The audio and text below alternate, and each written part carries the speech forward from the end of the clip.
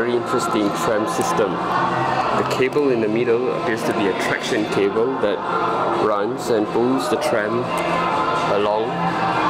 And looking at the rails, I guess the tram runs on rubber tires. And here comes the tram. So we are at the Mandalay Bay, and this tram should take us to Luxor.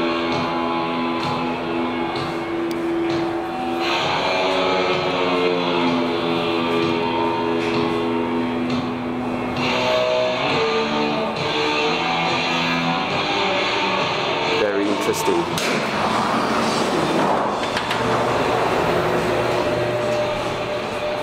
But the cars are electrified. So I wonder how it works. And